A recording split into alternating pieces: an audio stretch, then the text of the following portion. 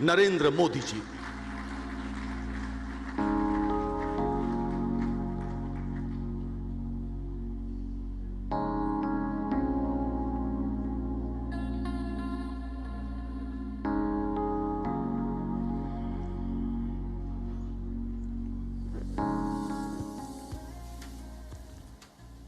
उत्तर प्रदेश के यशस्वी मुख्यमंत्री श्रीमान योगी आदित्यनाथ जी, लखनऊ के सांसद और भारत सरकार के हमारे वरिष्ठ साथी श्रीमान राजनाथ सिंह जी,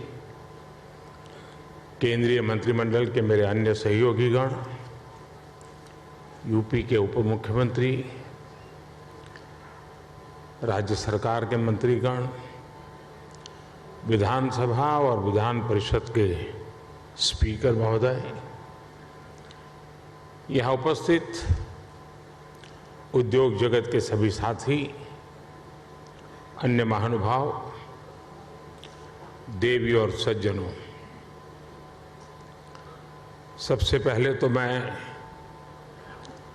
उत्तर प्रदेश के सांसद के नाते, काशी के सांसद के नाते निवेशकों का स्वागत करता हूं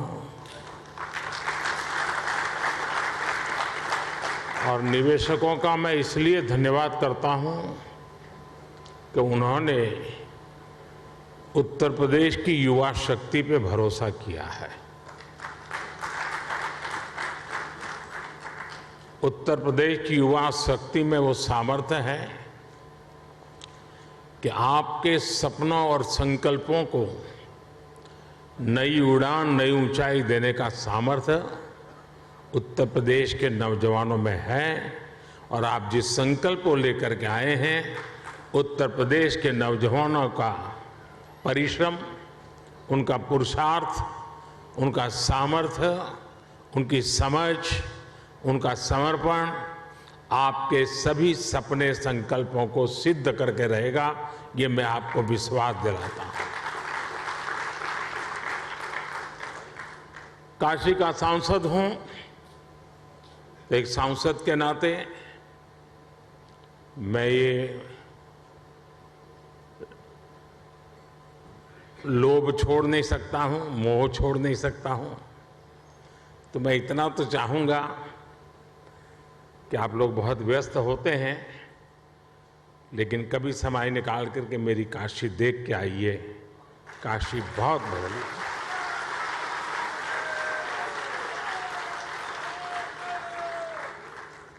काशी बहुत बदल गई है। विश्व की ऐसी नगरी अपनी पुरातन सामर्थ्य के साथ नए रंग रूप में सज सकती हैं, ये उत्तर प्रदेश की ताकत का जीता जागता उदाहरण है। साथियों, यूपी में 80,000 करोड़ रुपए से ज्यादा के निवेश से संबंधित समझौते यहां हुए हैं। ये रिकॉर्ड निवेश यूपी में रोजगार के हजारों नए अवसर बनाएगा। ये भारत के साथ ही उत्तर प्रदेश की ग्रोथ स्टोरी पर बढ़ते विश्वास को दिखाता है। आज के इस आयोजन के लिए मैं यूपी के नौजवानों को विशेष बधाई दूंगा, क्योंकि इसका सबसे बड़ा लाभ यूपी के युवकों को, युवतियों को, हमारे नई पीढ़ी को होने वाला है। साथियों, इस समय हम अपनी आजादी के 75वें वर्ष का पर्व मना रहे हैं। आजादी का अमृत महोत्सव मना रहे हैं। ये समय अगले 25 वर्षों के लिए अमृत काल, नए संकल्प का काल, नए लक्ष्यों का काल और नए लक्ष्यों को प्राप्त करने के लिए सबका प्रयास के मंत्र को लेकर के परिश्रम की पराकाष्ठा करने का अमृत काल है। आज दुनिया में जो वैश्विक परिस्थितियां बनी हैं वो हमारे लिए बड़े अवसर भी लेकर आई है। दुनिया आज जिस भरोसेमंद साथी को तलाश रही है, दुनिया तलाश रही है, उस पर खरा उतरने का सामर्थ्य सिर्फ हमारे लोकतांत्रिक भारत के पास है। दुनिया आज भारत के पोटेंशियल को भी देख रही है और भारत के परफॉर्मेंस की भी सराहना कर रही है। कोरोना काल में भी भारत रुका नहीं, बल्कि अपने रिफॉर्म्स की गति को और बढ़ा दिया। इसका परिणाम आज हम सभी देख रहे हैं। हम G20 अर्थव्यवस्थाओं में सबसे तेजी से ग्रो कर रहे हैं। आज भारत ग्लोबल रिटेल इंडेक्स में दूसरे नंबर पर है। भारत दुनिया का तीसरा सबसे बड़ा एनर्जी कंज्यूमर देश है। बीते साल दुनिया के 100 से अधिक देशों से $84 बिलियन का रिकॉर्ड FDI आया है। भारत ने बीते वित्तीय वर्ष में $417 बिलियन यानी 30 लाख करोड़ रुपए से ज्यादा का मर्केंडाइज एक्सपोर्ट करके नया रिकॉर्ड बनाया है। साथियों, एक राष्ट्र के रूप में अब ये समय अपने साझा प्रयासों को कई गुना अधिक बढ़ाने का है। एक ऐसा समय है जब हम अपने फैसलों को सिर्फ 1 साल या 5 साल को देखते हुए सीमित नहीं रख सकते। भारत में एक मजबूत मैन्युफैक्चरिंग इकोसिस्टम, एक मजबूत और डाइवर्स वैल्यू और सप्लाई चेन विकसित करने के लिए हर किसी का योगदान आवश्यक है। सरकार अपनी तरफ से निरंतर नीतियां बना रही हैं, पुरानी नीतियों में सुधार कर रही हैं। अभी हाल ही में केंद्र की NDA सरकार ने अपने 8 वर्ष पूरे किए हैं। इन वर्षों में हम, जैसा अभी योगी जी बता रहे थे, रिफॉर्म, परफॉर्म, ट्रांसफॉर्म के मंत्र के साथ आगे बढ़े हैं। हमने पॉलिसी स्टेबिलिटी पर जोर दिया है, कोऑर्डिनेशन पर जोर दिया है, ईज ऑफ डूइंग बिजनेस पर जोर दिया है। बीते समय में हमने हजारों कंप्लायंस खत्म किए हैं, पुराने कानूनों को समाप्त किया है। हमने अपने रिफॉर्म से एक राष्ट्र के रूप में भारत को मजबूती देने का काम किया है। One nation, one tax GST हो, वन नेशन वन ग्रिड हो, one nation one mobility card हो, one nation one ration card हो, ये सारे प्रयास हमारी ठोस और स्पष्ट नीतियों का प्रतिबिंब है। जब से यूपी में डबल इंजन की सरकार बनी है, तब से यूपी में भी इस दिशा में तेजी से काम हो रहा है। विशेषकर यूपी में जिस प्रकार कानून व्यवस्था की स्थिति सुधरी है, उससे व्यापारियों का भरोसा लौटा है, बिजनेस के लिए सही माहौल बना है।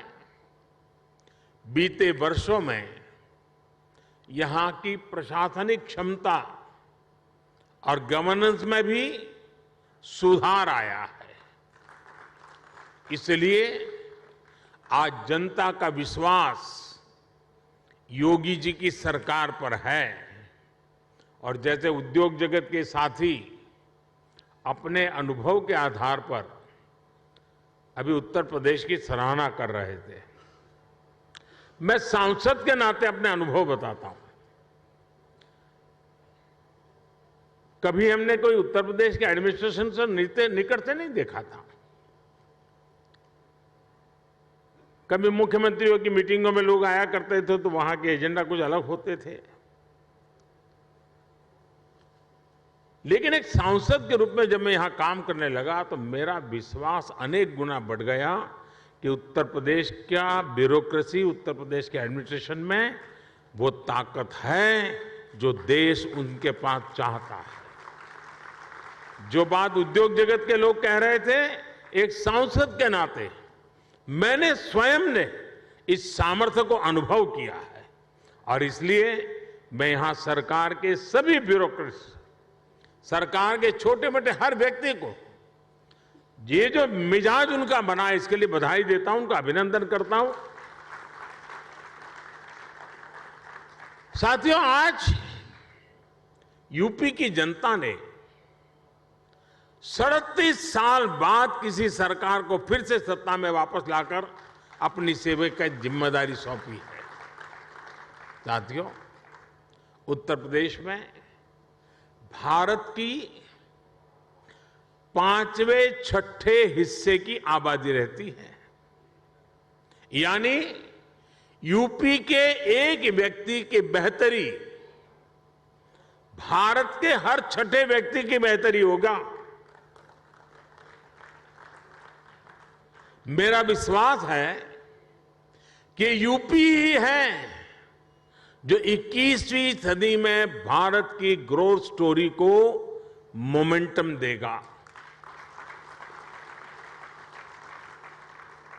और इसी 10 वर्ष को आप देख लीजिए, एक उत्तर प्रदेश हिंदुस्तान का बहुत बड़ा ड्राइविंग फोर्स बनने वाला है जी। ये 10 वर्ष आपको दिखाई देगा, जहां परिश्रम की पराकाष्ठा करने वाले लोग हों, जिस प्रदेश में देश की कुल आबादी का 16% से अधिक कंज्यूमर बेस हो, जहां 5 लाख से अधिक आबादी वाले 1 दर्जन से ज्यादा शहर हो,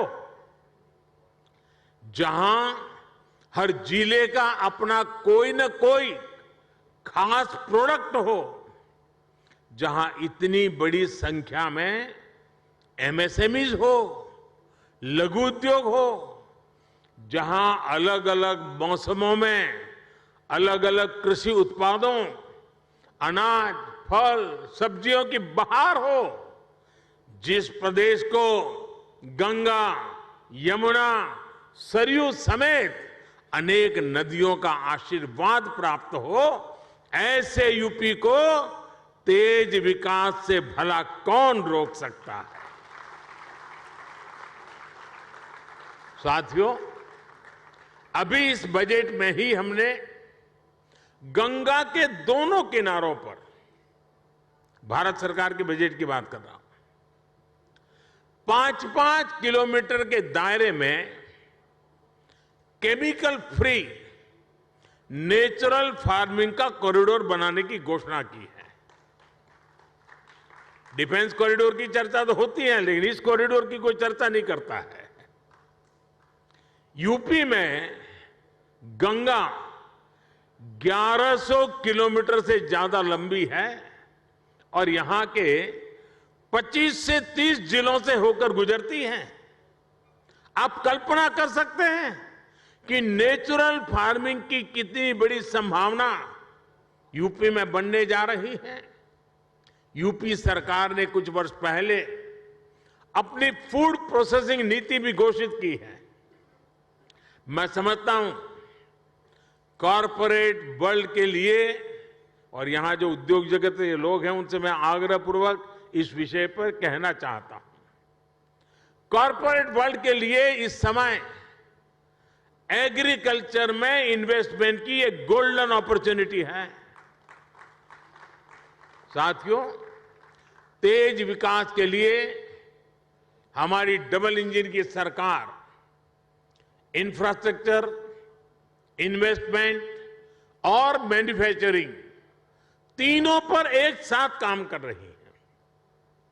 इस साल के बजट में 7.5 लाख करोड़ रुपए के अभूतपूर्व कैपिटल एक्सपेंडिचर का एलोकेशन इसी दिशा में उठाया गया कदम है।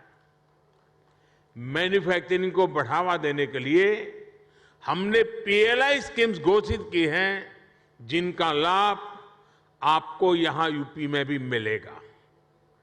यूपी में बन रहा डिफेंस कॉरिडोर भी आपके लिए बेहतरीन संभावनाएं लेकर आ रहा है। भारत में आज डिफेंस मैन्युफैक्चरिंग पर जितना जोर दिया जा रहा है उतना पहले कभी नहीं दिया गया।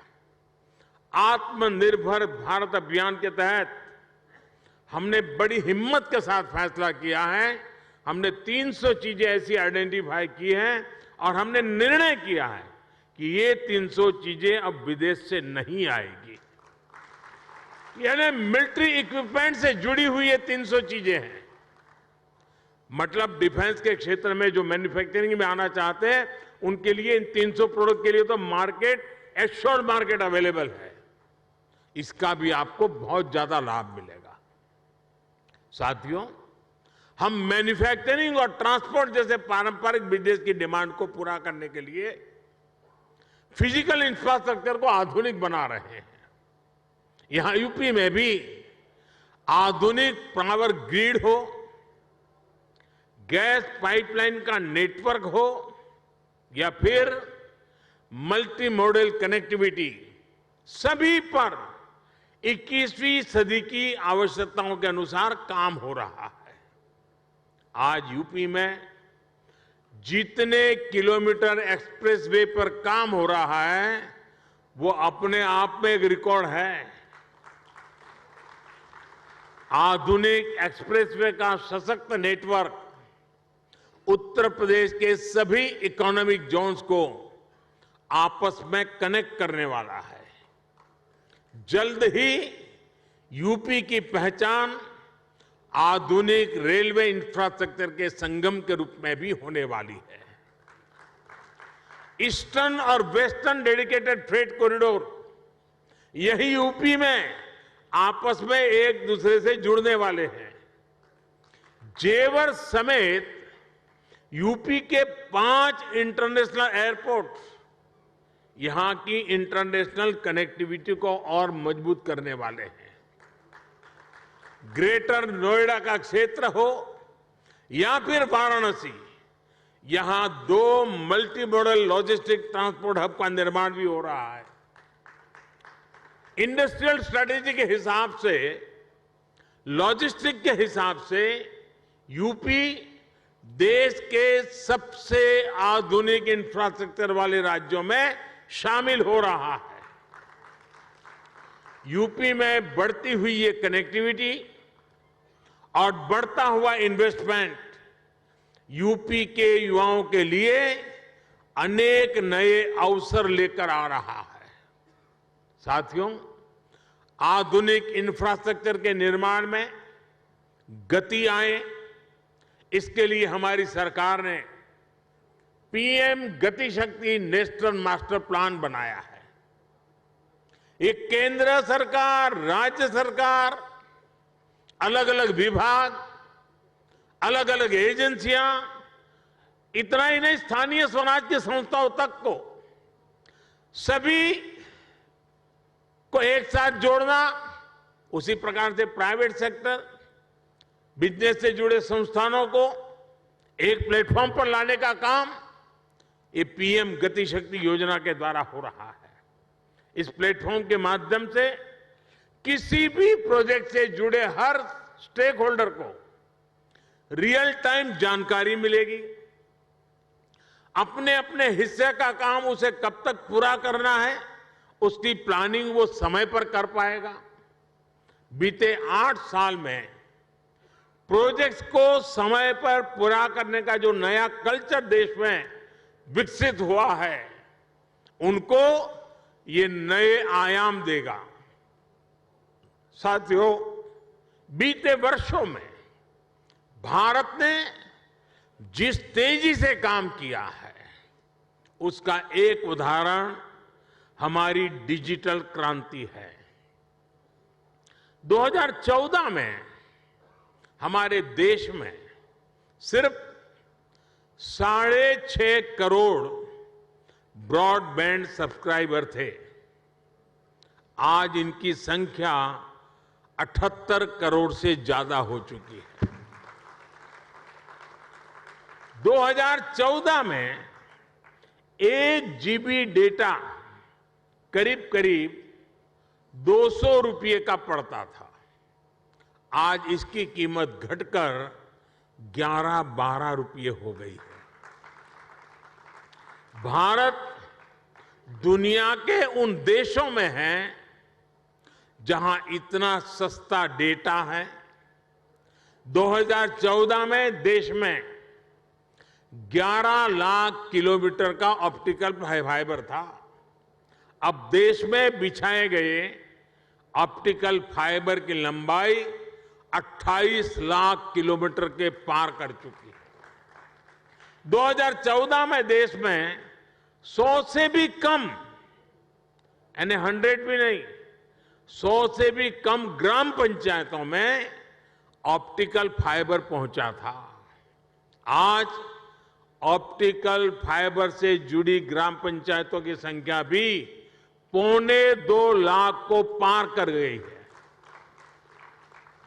2014 में देश में 90,000 के आसपास ही कॉमन सर्विस सेंटर्स थे।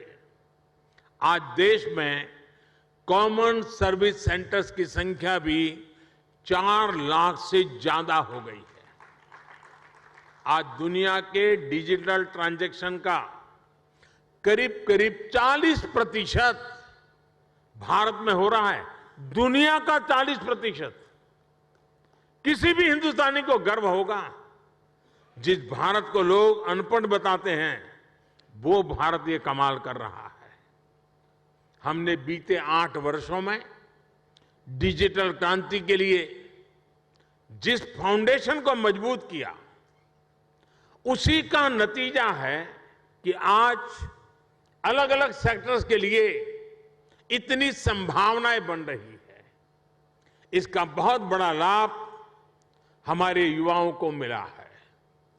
2014 से पहले हमारे यहां कुछ 100 स्टार्टअप ही थे, लेकिन आज देश में रजिस्टर्ड स्टार्टअप की संख्या भी 70,000 के आसपास पहुंच रही है।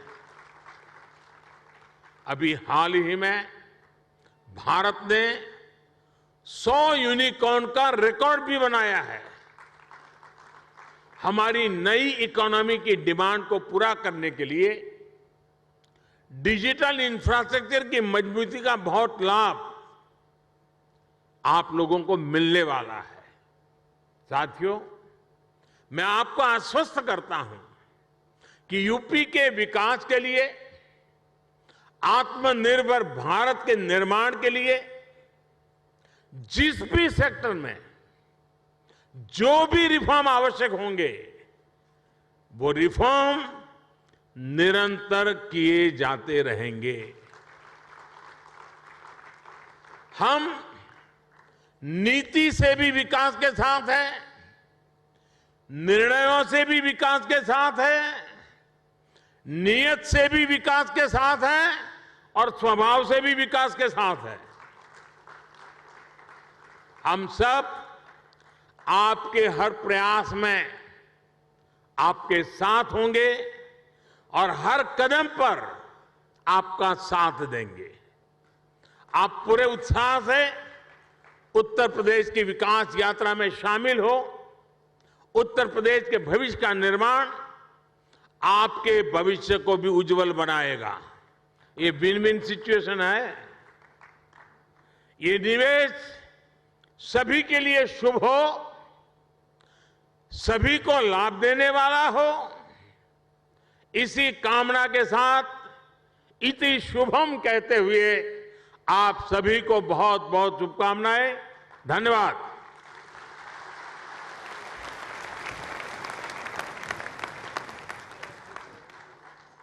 हमारे साथ जुड़े रहने के लिए देखते रहिए देश रोजाना का YouTube चैनल।